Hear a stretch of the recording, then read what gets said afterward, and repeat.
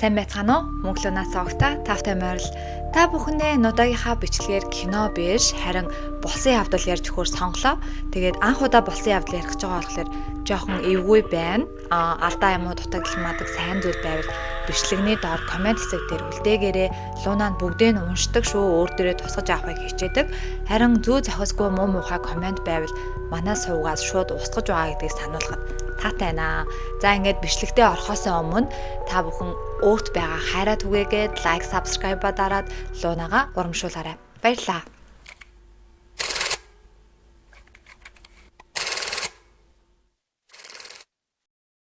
Гарчгаа уншаад ороод ирсэн үзэгч сонсогч нар маань яг юуны тухай өгүүлж байгааг бол ойлгож гадарсан байх. Харин сонсож байгаа үзэгч нартай хандаж хэлэхэд Англи буюу Их Британи улсын хамгийн сүүлчийн удаа цаазлуулсан эмэгтэйн тухай ярих гэж байгаа. Ингээд Лунагийнх нь ярианы хурд тааш тохирохгүй байвал өөртөө SP дээрээ тааруулаад сонсхийг хүсье. За энэ хэрэг нь Их Британд хамгийн сүүлчийн удаа цаазлуулсан маш үзэгсэлэнтэй хөөрхөн байхдаа дүүжлүүрийн ял авч амнасаа алдсан Рут Элис гэх эмэгтэйн тухай ярих юм. Энэ хэрэг нь 1955 онд болсон ба тухайн үедээ маш олон хүмүүсүүд болон хэвлэл мэдээлэл бүр улс төр дээр хүртэл холбогдсон тийм хэрэг юм байлээ. Тэг хүмүүсүүдийг айгүй олон жил таалцуулж яваа. Яагаад энэ охинд ийм амар хүнд ял өгсөн? Энэ охин ийм амар хүнд ял авахар тийм хэмжээний хэрэг үүлдэгүүштэй гэж бодож явдаг хүмүүс одоо хүртэл байдаг юм байлээ. За Рут Элисийг одооноос хэдүүлээ Элис гэж нэрлэе авчи. 1926 оны 10 сарын 9-нд Рил хэмээх хотод 6 айлын 3 дахь хүүхэд нь болж мэндэлсэн. Түүний эцэг их хоёр нь хоёулаа өөр гарал угсаатай. Ээж нь Элизабетра гэдэг Бэлэг улсын дөрвөгч байсан бол аав нь Артур гэх Их Британи улсын иргэн Манчестер хотоос гаралтай. Насан туршдаа Атлантын далайн аялын хөлөг онгоцон дээр хөгжим тоглож өнгөрөөсөн. Тэрээр нь босоо морин хийл дарж амьдралаа залгуулдаг тийм хөгжимчин залуу байсан юм байна. За Элис нь хүүхэд байх үедээ айгүй тийм хөөрхөн сэргэлэн, ухаантай, хинтээж хаанч, ямар ч сэдвийн тухай ингээд яриаг өөрөө байдаг. Юмын арга ивийг олцдог, сэргэлэн байрын бас хөөрхөн тийм охин байсан. Тэрээр Fairfield октын ахлах сургуульд сурч байгаад 14 наснаа сургуулаа хаяад зөөгчийн ажилд орсон. За тэдний гэр бүл 1941 онд дэлхийн 2 дугаар дайны үед амьдарч исэн хот нь жоохон эвгүй нөхцөл байдалд ороод тэгэд гэр бүлээрээ Лондон хотыг зорж нүүж ирсэн. 1944 онд 17 настай байхдаа Элис гэр бүлтэй Канад цэрэгтэй хайр сэтгэлийн холбоотой болоод тэр залуугаас жирэмсэн болсон. Ингээд хөөрхөн хүү төрүүлээд хүүгийн нэрийг Клэр Андре Нельсон буюу түүнийг Энди гэж дууддаг. За хүүгийн эцэг 1 жилийн орчим тэр хоёрт мөнгөнд тэтгэмж өгчээсэн боловч дараа нь дайн дуусаад нутаг буцаад тэгээд ер нь бол Элис хүүтэйгээ хоёулахнаа хоцорж үлдсэн. Ингээд мөнгөнд тэтгэмж хүртэл зогссон. За Элис яах ч аргагүй 17 настай хүүхэдтэй тэгээд амьдрч чадахгүй байсан учраас хүүхдээ эцэг ихтэрээ аваач өгсөн. Ингээд түүний ажлын карьер эхэлдэг. Элис сургуулаа орхиод ингээд бүхий л ажлыг хийж үзсэн. Зөөгчтэй, ресторан, зочид буудал, ингээд цэвэрлэгээ, үйлдвэр гэл ингээд хийж болох ямар л ажил байна. Бүх ажлыг хийсээ хийж хизээж тэрний нөгөө амьдралд нь олж байгаа мөнгө нь хүрэлцэхгүй байсан учраас Элис шөнийн клубт хостелын ажил олж хийсэн. За хостел гэдгийг манайхан одоо бараг л мэддэг болсон бахаа нөгөө шөнийн клуб болон юм паб, караокены газар эрэхтэн ширээний хүүхэн, ширээний залуу гэдэг шиг зочдыг зугаацуулж арх хунгалж өгж ингээ хөвгчлөлтэй юм ярьдаг юм хагас нүцгэн хувцалчихсан тийм ээ хагас заадгаа ил заадгаа хувцалчихсан тиймэрхүү охтууд залуучуудыг хэлдэг. За тэгээд энэ нь олонгод тухайн үедээ нүцгэн загвар өмсгчийн ажил гэж нэрлэдэг байсан юм байна. За Элис нь сургуулаа хайснаас хойш хийж байсан ажлуудаас нь хамгийн гайгүй боломжтой мөнгө олж байсан ажил нь энэ байсан учраас энэ ажлаа өргөжлүүлэхээр шийдсэн. Тэгээд Дюк гудамжны Корт клуб гэх газар хостелын ажил олж хийгээд одоо үргэлжлүүлэгч нартай хайрцаж тэдэнтэй ингээд ойр зургийн юм ярьж арх унгалж өгч зугаацаж шоуддаг болсон. Тэгээ тэр клубт нь ажилладаг байхдаа менежер болох Морис Конли гэдэг нэг амар муухай менежер залуу нь тэнд ажилладаг охтуудыг байнга дарамталдаг, сүрдүүлдэг. Тэгээд тэднийг өөртөө нуунд заавал өөрийнх нь гараар гарч иж цаашдаа энэ ажилдаа авч үлдэж чадна. Хэрэв чи энэ ажлыг хиймээр л байвал, энд баймаар л байвал, мөнгө олмоор л байвал наадтай унт гэж сүрдүүлдэг байсан. Тэгээд энэ Морис гэдэг залуугийн энэ сүрдүүлгэнд тэнд ажилладаг байсан. Бүх охтууд өртдөг байсан болохоор тэгэл яах ч аргагүй менежертэйгээ унтдаг байсан. Айлээс. За ингээд ажиллаа хийж яваад 1950 онд тэрээр нэг үйлчлүүлэгчээс жирэмсэн болсон. Яагаад тэгсэн бэ гэвэл тухайн үедээ нөгөө тэнд ажилдаг тэр охтууд үйлчлүүлэгч нартайгаа ууна идэн амар олон хугацаанд цагийн хугацаанд хоорондоо юм ярина. Зарим нь бүр ингээд тохиролцоод бие биентэйгээ тохиролцоод ингээд биеийн үнэлэх асуудал бол энүүхэнд байсан. Тэрээд нөгөө хууль цаас тийм амар чанга хатуу биш 1940 он 50 он гэдэг чинь амар тиймэрхүү үе байсан болохоор тэгээд түүний жишгээр манай ээлээс ч гэсэн биеийн үнэлж эхлэх замналдаа орж исэн. Энэ үедээ байнга үйлчлүүлэгчнийхаа нэгнээс жирэмсэн болоод тэгээ яах ч аргагүй мэдээж хэрэг 3 сартай байхад нь хүүхдээ хууль бусаар өөр хөндүүлсэн. Ингээд хүүхдээ өөр хөндүүлчихэд амар хурдан дахиад эргээл ажилдаа орсон. Ингээд ажиллаа хийж байх үедээ 1950 оны 11 сарын 8-нд 41 настай Жорж Элис гэдэг залуутай харилцаатай болоод тэр залуутай бүр албан ёсоор гэрлэлтэд батлуулаад гэрэлсэн. Энэ хоёрын уулзалт бол менежерийн тэр корт клубд уулзалцсан.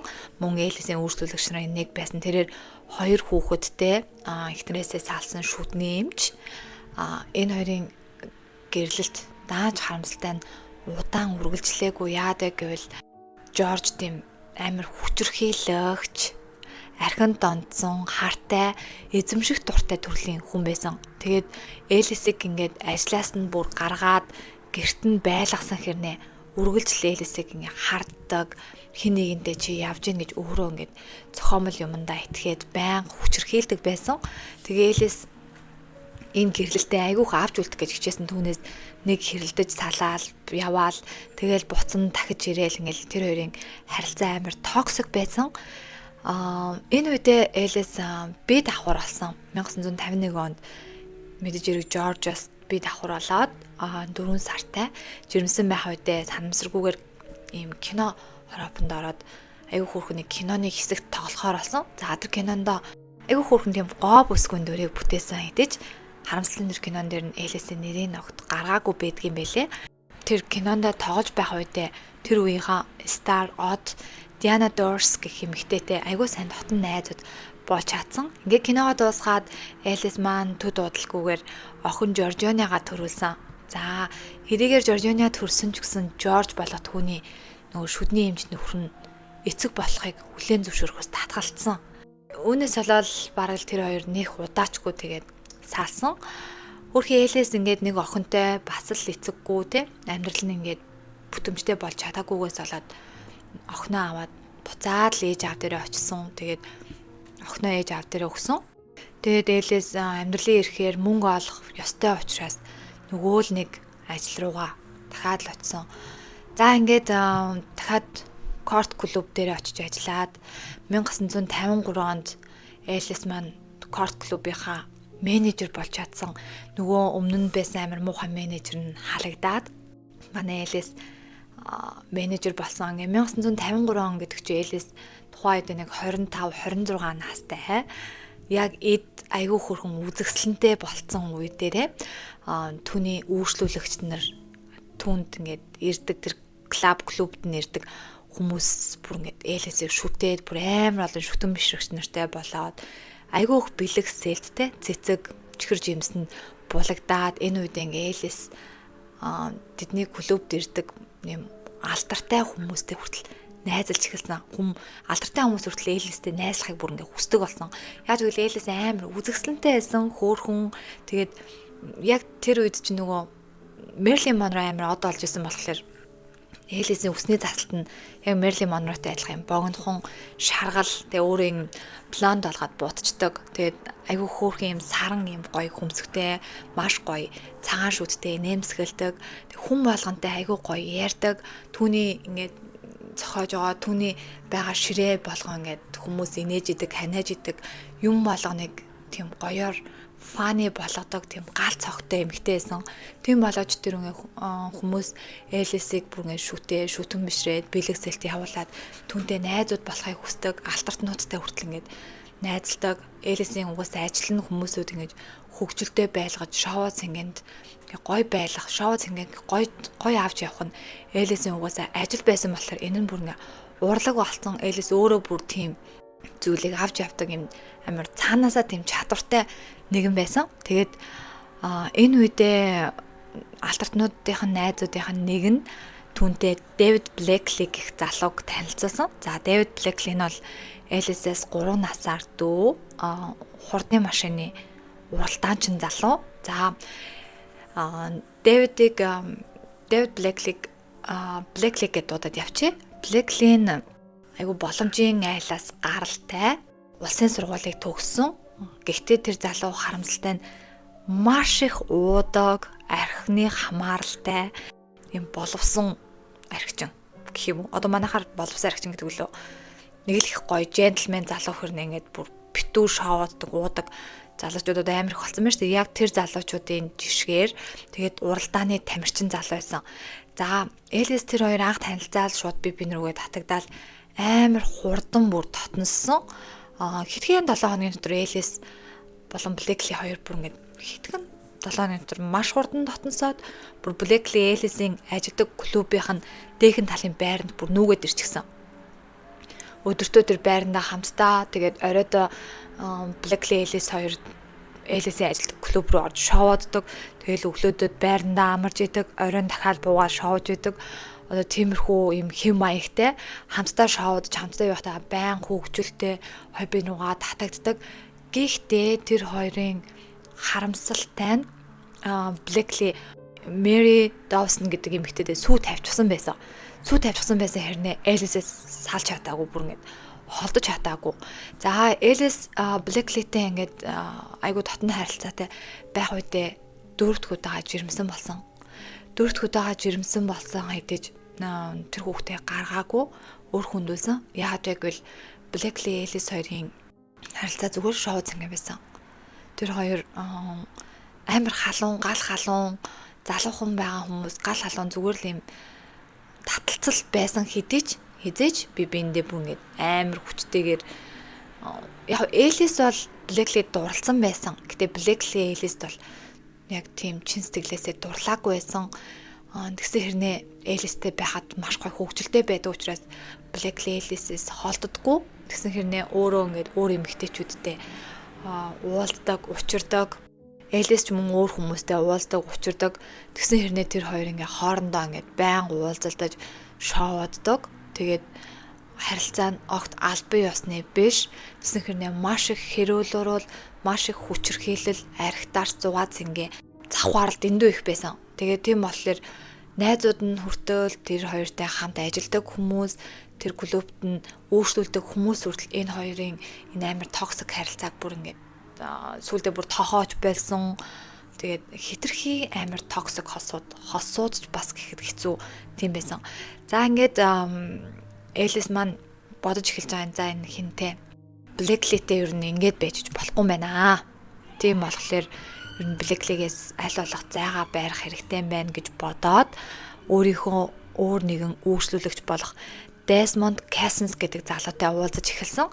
За энэ залуу нь 1921 онд Сүрийн мужид төрсөн. Тэрээр Британий хааны агаарын хүчинд нисгэгч байсан. Дэлхийн 2 дугаар дайны үед Ланкастер бөмбөгтөг жонгоцыг жолоодож явсан. 1946 онд агаарын хүчнээс халагдаад нэгтлэн модогчийн мэргэжлэр суралцаад өөрийнхөө гэр бүлийн бизнесийг авч явсан. Тэр нь Cousins & Co хэмээх компани буюу тэр компанийхаа захирал нь болсон. Энэ компани болонгууд Лондон болон Лондонгийн ингээд гадуурх хэсгээр маш олон бөөний төв, худалдааны төвүүдээр ингээд тамхи тарааж түгээдэг. Тэдний компани бол тамхины үйлдвэртэй, тамхины ийм компани байсан. Ингээд энэ залуу бол ажил хөдөлмөр, амьдрал нь бол тогтчихсон тийм залуу байсан. Тэгээд тэр хоёр бүр албан ёсоор relationship буюу үерхэж эхэлсэн. За үүнээс болоод манай Элис ажилласаа гараад Cassens-тэй хамт Английн Лондон хотын Оксфорд гудамжны хойхон талд байралтай 20 дугаар байранд нүүж ирээд хамтдаа амьдрах болсон. Тэгээд албан ёсны амаргууд найз нөхдөд нүртэл ер нь бол Элисийг маш зөв юм хийж гин. Чи ингээд Кассинстай байх хэрэгтэй. Энэ залуу амар зөв залуу. Чи Блэклигээс ингээд тарилцаагаа таслах хэрэгтэй. Чи одоо л чиний амьдрал чинь маш гоё болох гэж хичээж гин гэд найзууд нь хүртэл түнд айгүйх гоё урмын үг хүртэл хэлжсэн. Гэхдээ Элис ажиллаа хаяад Кассинстай гэр бүл болох гээд ингээ хамт амьдраад те албан ёсны юм зүйл хийжсэн ч гэсэн Кассинсаас гадуур Блэклитэй уулзаар л байсан. Блэкли бас цаанаа бүр ингээ хідэн ч амрагтай юм уу тэрийг баг бурхан л мэддэг баг. Тэгэхэд Элис Блэкли рүү гүзээрлээсэн. Блэкли ч мөн Элистэй ингээ хамт хаяа уулзаад цугаацгатаа дургуцаагууд тэд ингээ хамтдаа яг уулзаад шоудохоор маш гоё. Тэгсэн хэрнээ тэдний уулзалт тэр хоёрын уулзалт хизээж гоё дуусч байгаагүй. Байнга л хүчирхийлэлээр дуустдаг байсан. Байнга л хэрүүл зодоо маргаанаар төгсдөг. Тэгээ тэр хоёр хоёулаа хоёр өөр талд хүмүүстэй уулздаг хэрнээ. Ингээ уулзаар л байсан. Тэгээд Блэкли бүр зүгээр л нэг удаа ингээ хамт ууж идэж шоудж жагаад сэтгэл хөдлөлөөр Элисээс зүгээр гэрлэх санал тавьсан. Элис түнд нь зөвшөөрсөн.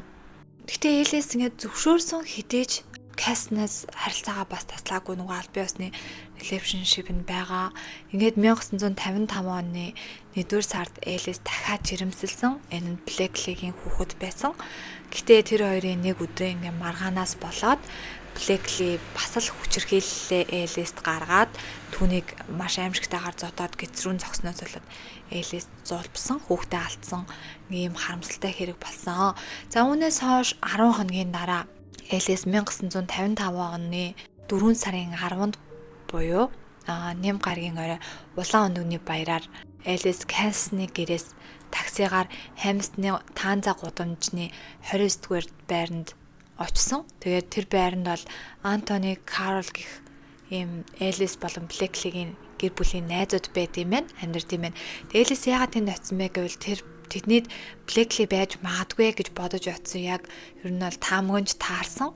Элисийг таксинаас буугаад Блэкли тэднийхээс гараад яг машинтайгаа хөдөлж исэн. Үүнийг Элис харсан. Тэгээд таксиныхаа мөнгийг төлөөд тэг Магдала хэмээх ийм паб руу бараг 1 миль орчим явган алхсан. За тэр Магдалагийн пабныхаа гадаа очисон чинь яг гадаа нь Блэклигийн машин байсан.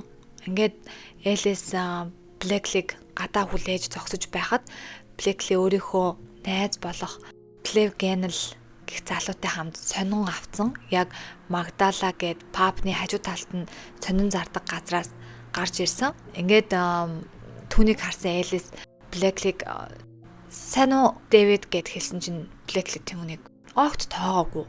Тэгээд үүнийг харсан Элис бүр уур нь хүрээд амар чангаар Дэвид гэд орилсон чинь Дэвид Блэкли огт түүнийг тоогоогүй зүгээр л кермана ухаал машиныхаа дэлгүүрийг хайж исэн гаргаж иргээл үүнийг харсан Элис бүр ингээд төвчж чадаагүй юу.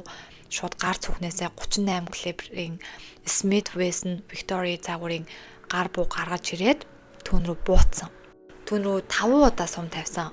Тэгэхэд хамгийн ихнийх нь буудалтаар бол оноогүй шууд сумн тэнчгсэн. Ингээд бууны дугаар Блэкли цочоод шууд Элисээс цухтаа штэ явууны замаас цухтаагаад 2 дахь сум тавихад 2 дахь сум бол яах ч аргагүй Блэклиг онсон.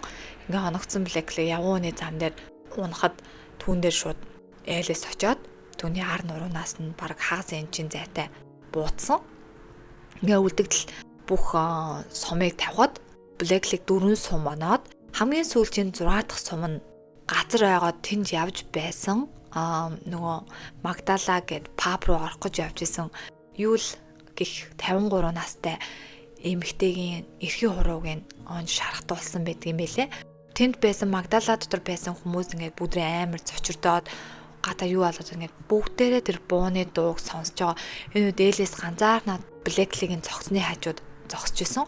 Энэ үедээ Элис Блэклигийн найз болох Клевэс чи яасан цагдаа дуудах ч нүг гэж асуусан. Түүний дараа ээлжийнхээ хамралтыг авчихсан байсан Алан Томсон гэдэг залуу Элисийн гар буугийг аваад аюулгүй болгоод өөрийнхөө платоник германд халаасалсан. Тэгээд Элисийг байравчилж зогсоосон. Энэ үед Элис ингээд би буруутай, би баг зэрэг будилж байна гэсэн зүйлсийг амандаа бутамжсэн гэж ярьдгийм байлээ. Түүнийг Хамстанд байдаг цагдаагийн хэлтс рүү хөргөж өгсөн. Энэ үедээ Элис бол ямар нэгэн согтууруулах ундаа, ямар нэгэн мазуурал төрөл юм юу ч хэрэглээгүй эв ирүүл байсан. Тэрээр тэгээд цагдаа нарт ингээд хэргийн бүх мэдүүлгийг өгсөн. Хүн амны хэрэгт ингээд буруутай гэдгийж хүлээн зөвшөөрсөн өөрөө. Огт тэгж зүхтааж, огт тэгж мэлзээгүй. Блеклигийн цогцыг бол эмнэлэг авч явсан. За түүний гидэс, элэг, уушиг, гол суудас болон амьсгалын хоолой өдөр нь олон удаа бууны шарх авсан байна гэж тогтоогдсон. Тэгээд тэрээр ер нь бол бараг газар дээрээ нас орсон. За Элисийг мэдүүлэг авч явах үед 11 цаг 30 минутын үед 3 цагдаа байцаалт хийсэн. Гэхдээ ямар ч өмгөөлөгч байгаагүй. За энэ үед байсан 3 цагдаа бол Ахмад мөрдөгч гээл, Ахмад мөрдөгч Кроуфорд, ахлах мөрдөгч Дэвис нар. За энэ хүмүүс Элисийг өмгөөлөгч авах уу, инхүү тэхүү гээгүй зүгээр шууд түүнийг ямар ч өмгөөлөгчгүйгээр байцаасан. Гэтэ Элис тухайн үед бол зүгээр л амар тайван бүх хэргийн болсон бүх зүйлсийг тэднэрт дэлгэрэнгүй бүх мэдүүлгийг өгсөн. За ингээд 1955 оны 4 сарын 11-нд шүүхийн өмнө анх удаа очихоор болсон. Тэр үртэл Холловей гих шоронд саатуулахаар шүүхийн шийдвэр гарч ирээд тэр саатуулж байх үедээ түүнд 2 удаа үйлдэлэг хийсэн. Сэтгцийн өвчний ямар нэгэн шинж тэмдэг байна уу гэд мөн тархины цэглэгаан бичлэгэнд оруулсан. За түүндээ гэр бүл судлаач, сэтгэл судлаач, шалтгаан нь түүний мэдрэл юм уу янз бүрийн сэтгцийн асуудал байж магадгүй гэсэн бүх тест болон юунуудыг шинжилгээнүүдийг хийсэн боловч Элис бүгдэн дээр нь эрүүл гарч ирж чадсан. Шүүх хурлын үеэр 1955 оны 6 сарын 20-ны даваа гарагт Элис Лондон дахь Олд Бейли шүүхийн 1-р танхимд шүүгч Харрисын өмнө гарч ирсэн. Тэр үедээ Элис маань хар костюмтэй ийм өмд цамц, цагаан торгон дотоороо цамц өмсч өгсөн. Үсээ маш гоёор цайруулад шинхэн будаад түүнийг янзалчихсан орж ирсэн. Тухайн үед нь түүнийг өмөөлжсэн өмөөлөгч нь гадаад төрхөө ингээд дараахан байлахыг түүнд сануулсан боловч Элис түүнийг зөвшөөрөөгүй ингээд амин үзэсгэлэнтэйгээр орохыг хүсэн. Шүүх хурлын үеэр яллагч тал буюу прокурорын төлөөлөгч Крисмас Хамприсон гэдэг хүн ажиллаж исэн. Тэр хүн Элисээс ганцхан асуулт асуусан. Тэр нь бол та Дэвид Блекли рүү ойроос буудахтаа яг юу хийх гэж зорьсон бэ гэж асуухт нь Элис би түүнийг буутсан тэр мөчөд ална гэж зориуд буутсан маань тодорхой штэ гэж хариулсан. За энэ хариулт нь бол яах ч аргагүй хөрхий Элисэд бүр шүүхээс цаазын ял энэ амар хамгийн хүн ялыг онооход бүр ингээд хүчин нөлөө өдөөсөн гэж хүмүүс үздэг юм байлээ. Энэ шүүхийн тангарахтнууд нь бол 14 минутын дотор Элисийг гин буруутай гэж дүгнсэн. За 1955 оны 7 сарын 12-ны өдрийн цагаар цааз ял гүйцэтгэхээс 1 хоногийн өмнө Элис дургуцаад найз Десмонд Кассинсын сонгосон өмгөөлөгч Бигфордыг хөөгөөд түүний өмнө гэр бүл салтанд нь нөлөөлж тусалж байсан өмгөөлөгч Виктор Мишконийг дуудаж авчирсан. Тэгээд тэрээр буудлагын талаар шинэхэн нотлох баримтыг дэлгийа гэд гар буг надад Кассинс өгсөн. Тэгээд тэрээр бас намайг ингээд аллах хийх газарт бүр хүргэж өгсөн гэж хэлсэн юм байлээ. Тэгээд Кассинс гэдэг нь та нар мэдж байгаа бол түүний нөгөө албан ёсны үерхэл буюу хамт амьдарч исэн залуу. За энэ залуугийн санал олгосон өмгөөлөгчийг хөөгөөд өөрийнхөө өмнө нь гэр бүл салтанд тусалж исэн өмгөөлөгчийг дуудаж авчирж ийм мэдүүлэг өгсөн. Тэгээд энэ мэдүүлгийг сонссон өмгөөлөгч нь шүүх прокурорын талд ингээд мэдүүлгээ өгсөн боловч энэ мэдүүлэг юунууд нь бүгдээ няцаагдсан. Огт нотлох баримт байхгүй байна. Хин нэгний сүрдүүлэг, хин нэгний дарамтанд тийм ээ, хин нэгний ингээ ятгалганд нөлөөнд ороод хүний аим хөнөөсөн гэсэн нотлох баримт чинь хангалттай биш байгаа учраас энэ шүүхээс гаргасан цааз ялыг хойшлуулах боломжгүй гэд хэлсэн. За Элис маань шоронд байх хугацаанд Дэвид Блеклигийн эцэг ихэд сүүлчийн загтал бичсэн. Тэрээр түүндээ би хүүхдээ нь үргэлж хайрлаж ирсэн. Хайртай хിവэрэ энэ амьдралаас оодох болно гэж бичсэн байт юм билэ. 1955 оны 7 сарын 13-ны 5 гарагийн өглөө 9 цаг болохоос 30 секундын өмнө албан ёсны цааз гүйцэтгэгч Альберт болон түүний туслах Ростон нар цаазын ял гүйцэтгэх камерт орж ирсэн. Энэ үед нь Элис нүдний шилээ аваад ширээн дээр тавиад надад үүнээс цааш хэрэг болохгүй байх та гэж хэлсэн. Энэ бараг түүний хамгийн сүүлийн үг байсан. Ингээд Рутиг хажуугийн цаазын өрөө хүртэл 4.5 метрийн зайд хүргэж өгөөд цаазын үйл явцыг ердөө 12 секундын дотор гүйцэтгсэн. За түүнийг цаазлуулахаас өмнө сүмийн хамбал ам ирж уулзахад Элис би түн рүү бууцсан хүн биш ээ. Надад маш тодорхой байна. Гар буутай өөрийгөө харах тэр мөчөд би өөр хүн болчихсон гэдгийг мэдэрсэн гэж хамбал амд хэлсэн байдгийм байлээ. Энэ үг нь олонгод Лондон хотын Дестар гэх сонинд нийтлэгдэжсэн. Тэгээд энэхүү хэрэг нь тухайн үед ингээ маш их маргаан үүсгээд хэвлэл мэдээлэл болон олон нийтийн маш хүчтэй сонирхлыг төрүүлж исэн мөн засгийн газрын зөвлөлт хүртэл ингээд орж исэн хэлэлцүүлэг нь болсон юм байна. За түүний цааслалтай өдөр нь Daily Mirror сонингийн газарт ажиллаж исэн Кассандра гэд сэтгүүлч цаазын ялын шийдэглийг эсэргүүцсэн нийтлэл бичсэн. Үүн дээр нь олонгод хүнийг бусад араатнаас дээр тавьж нэр төр эрхэм чанарыг өгдөг ганц зүйл бол өрөвдөх сэтгэл, эцсийн уушлалтын найдвар түүнд огт олгосонгүй гэсэн ийм утгатай нийтлэл бичижсэн юм байна. Өршөөл хүссэн өргөдлийг 50,000 хүний гарын үсэгтэй нэмийг ээж нь болон түүний найз нөхөд за мөн өмгөөлөгч нар нь цуглуулад тухайн үеийн шүүгч болон нам одоо тэр засгийн газар эдэрт одоо энэ Рут Элисийн цаазын ялыг болиулж өгөөч ядаж хойшлуулж өгөөч энэ хитрхи амар байна. Бид нар ингээд араатнаас бараг дор байна.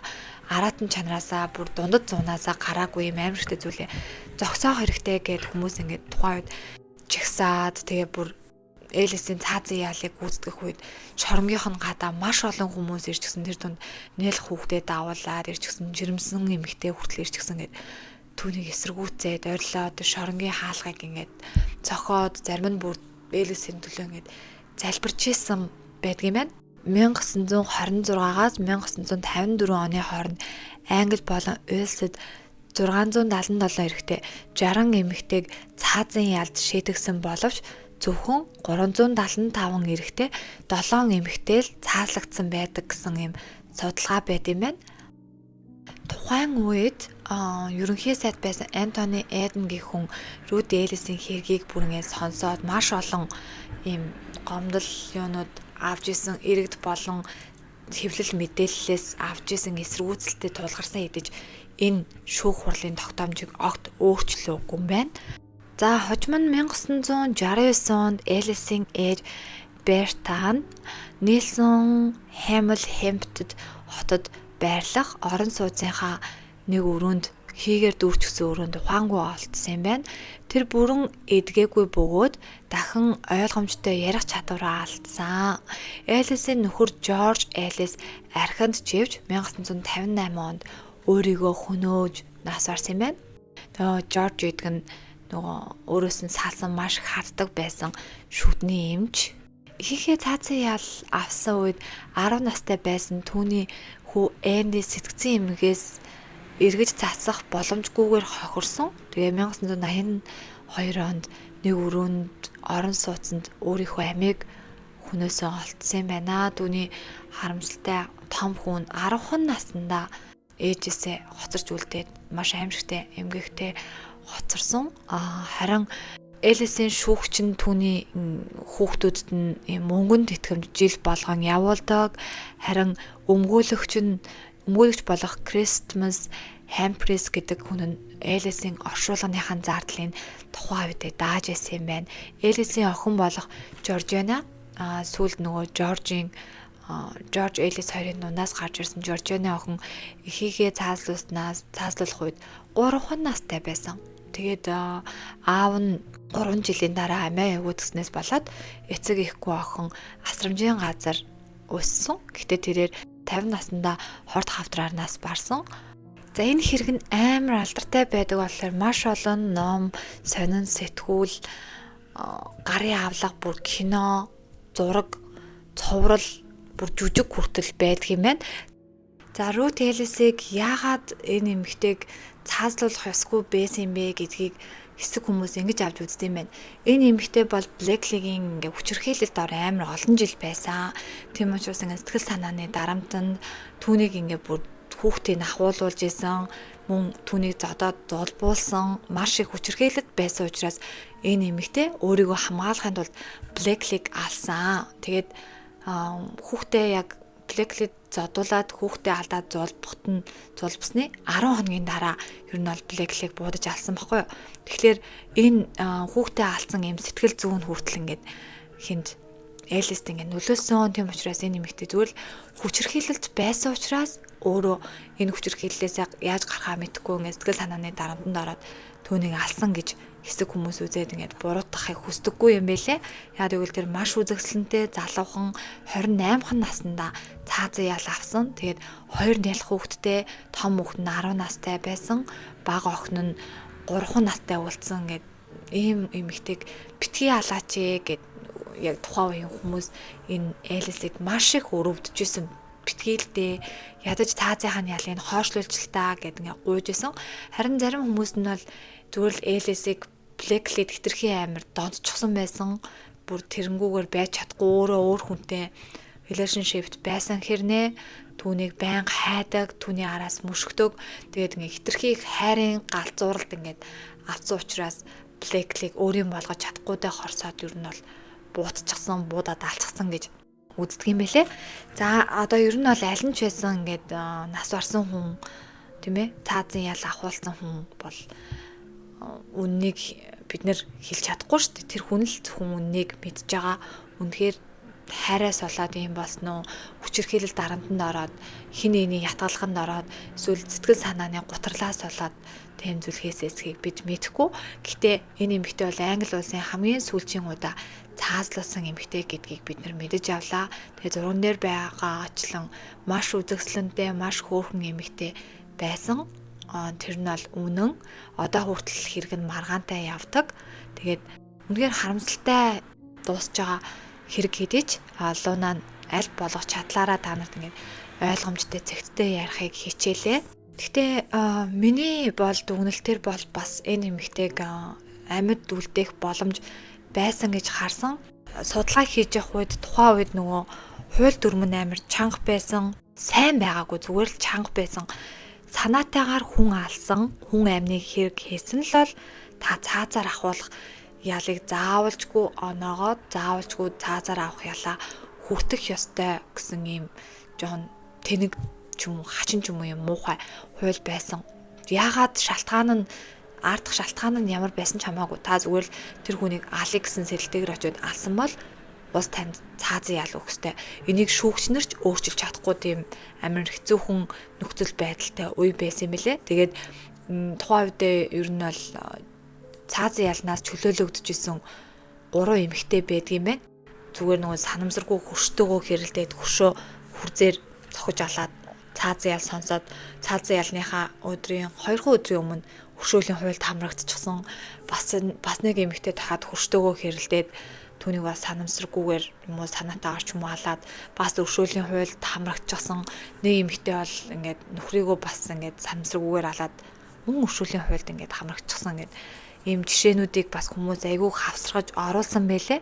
Тэгээд яг үнэндээ бол миний дүгнэлтээр энэ эмэгтэйд ч гэсэн тухайн үед хэрвээ шүүх, хэрвээ тэр олон хүмүүс ингээ эсэргүүцээд тэр олон хүмүүс түүний төлөө залбираад, гуйгаад, гарын үсэг цуглуулад хэвлэл мэдээллийн ард түмнүүд ингээд тэгж хичээж яхад тэр эмэгтэйг л яагаад авраад үдчиж болоогүй юм бэ гэсэн бодол өөрөө ирэхгүй энэ зүйлийг ингээд судлаад уншаад явсан чинь төрж гин. Тэгээд жоохон хэцүү байдаг юм байна. Ийм хэрэг ингээ ярьсан чинь яг өөр дээрээ тусгаж авахын цаашаа ингэхдээ амар эмгэнэлтэй, амар харамсалтай байлаа. Залуухан 28хан настай залуухан 2 нялах хүүхдээ орхиод амирхтай дүүжлүүр дээр амь насаа алдна гэдэг. Тэгээ бүр ингээд дүүжлүүрийн гүйцэтгсэн бүр Альберт гэдэг залуу Рут Элисийн тухай ярихдаа тэр бүр маш мундаг байсан. Тэр эмэгтэй эр хүн шиг байж энэ юуг гүйцэтгсэн. Тэр нэг ч үг дуураагүй 12 секундын турш дүүжлүүрийн уяан дээр ингээд дүүжлэгжсэн хэрнээ тэгж дурссан байдгийм байна. Та бүхэнд ч гэсэн яг юу гэж бодогдсон бэ? Энэ эмэгтэй тухай надад ингээд хуваалцаарай. Би жоохон ингээд эвгүй юм хэцүү мэдрэмж аваад байна. Яг одоогийн байдлаар. Тэгээд та нарт хэрэг маань таалагдсан бол лайк, subscribe дараарай. Луна нүшөө цаашаа ингээд хэрэгээ ярих болно. Тэгээд дараачийн удаа хэрэгээ ярихдаа би хитрхийн амир ингээд өөр дөрөө тусгаж авахгүйгээр ярих хэрэгтэй байхаа. Жоохон амир хэцүү байдгийм байна. Яаж хүмүүс энэ хүний амирт болсон хэргийг ярьдгийн үнэхээр жоохон юм dark байдгийм байна. Яг ингээ өөр уншаад бүх юмаа судлаад ирэхээр. Гэтэ би өмнө нь зөндөө олон хүмүүсүүдийн ингээ яриаг нь сонсож байхад өө тийм үг л нэг амир сүртэй хүлээж авч байгаагүй. Тэгсэн хэрнээ яг өөрөө ингээ хайгаад хийсэн чинь өстой амир байдгийм байна.